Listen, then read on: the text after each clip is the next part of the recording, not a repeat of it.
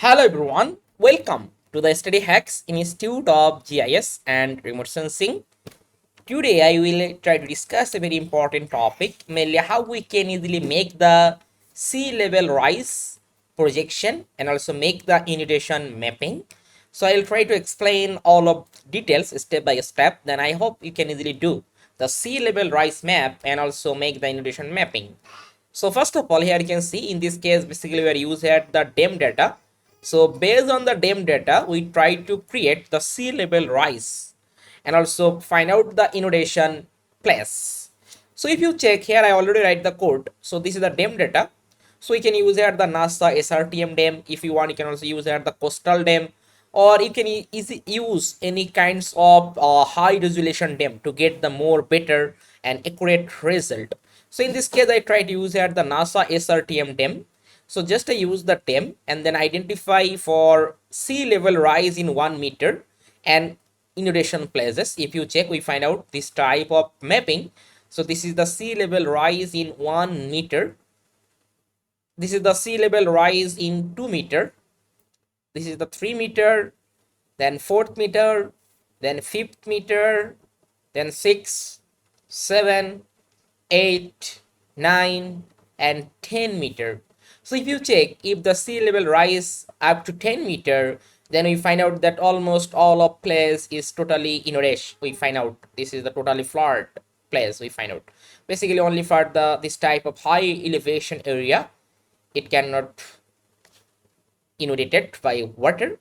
Otherwise, all of those place is totally inundated for water. So if you check, this is the sea level rise 10 meter, then 9 meter, then 8 meter, 7 meter, 6 meter, 5 meter, 4 meter, 3 meter, 2 meter, and 1. So how I can create this type of sea level rise mapping, as well as how we can easily create the inundation. So let's go and try to explain all of details step by step, then you can easily get the idea. So first of all, we need to import our data set. So this is the SRTM DEM data we try to import and then clip with our study area. So I take the polygon for my study area as the coastal area. And then I display, this is my DEM data, just add the layer. So now we create a function. So if you can check, this is the function. So this function, we try to create the C layer. And then we in this layer, we try to add our argument. So in this case, what is my argument? You can see this is my argument.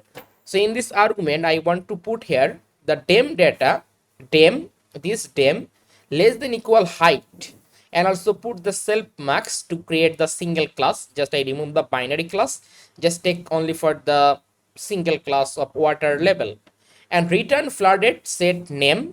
Then also put here the sea level rise, then height, and also meter. So this is the one kind of notation we try to add in here. So this function, this is the function, and this function basically help you to create the sea level rise based on your height. Okay, so I create a function and then I create a range, suppose 1 to 10 meter, and it increase 1 plus 1. So just I create the sea level rise. It will be start from the 1 meter, then up to 10 meter, and each time increase 1 by 1, and it's also add the layer. Okay, so this is the another way. So we just try to add this type of things, and we just simply connecting with our function. So you can see in here, I for that I add the create SLR layer. So this function I just simply call and connecting with this collection mainly 1 to 10 meter range collection, and then we just add the layer. So then it automatically come this type of 1 meter, 2 meter, 3 meter, 4 meter, 5 meter, 6 meter, 7 meter, 8 meter, 9 meter, and 10 meter. So you can easily find out all of those from here, and we can easily get the visualization for sea level rise. If rise the 10 meter, then what happened, how much area is flooded, we can easily find out. And for that, we also try to calculate the inundated area for each layer. So you can easily get this result from the console. So you can see for that inundated area for 10 meter plus area, we find out this is the total inundated area. For that 9 meter, how much, then you can see the 8 meter. So it computed for each layer or each level how much area is inundated, we can easily find out this result. Not only for that, you can also export the, suppose you want to export the sea level rise 3 meter inundation. So this thing you can simply export as a GeoTIFF file format, as well as you can also download as a KML file format, or you can also download as a shape file. So just it's very helpful to identify for area sea level rise. If increase the 10 meter, then what happened? How many places are inundated? We can easily get this idea. So I hope this tutorial is also help you. If you have any question, you can simply ask in the comment section. I try to give the answer. In the meantime, I also give you an announcement for upcoming online training program on Google Earth Engine. If you have no knowledge about the Google Earth Engine or JavaScript or Python, then you can easily enroll our upcoming online training program. This class will be start from the 20th June, and now this registration is the open. So you can easily join our upcoming online training program and learn the Google Earth Engine from beginners to advanced level. And if you have no knowledge about the coding, mainly Python or JavaScript, don't worry about that. I hope after completing the total 7 days online training program, you are able to do any types of remote sensing analysis very quickly and efficiently using the Google Earth Engine. So you can easily check all of details for this training program content. You can check all of contents, and you can also get some benefit after completing this online training program. You can get the course certificate after submitting all of assignment. You can get all of materials, mainly slide, PDF. You can get the all of practice code, as well as you can get the recorded session. If you miss any live session, then you can easily cover using the recorded class. You can also get the lifetime teaching support. It's very important as a beginners, because when you start the journey with Google Earth Engine, you face a lot of problems. So that's why you need the continuous support.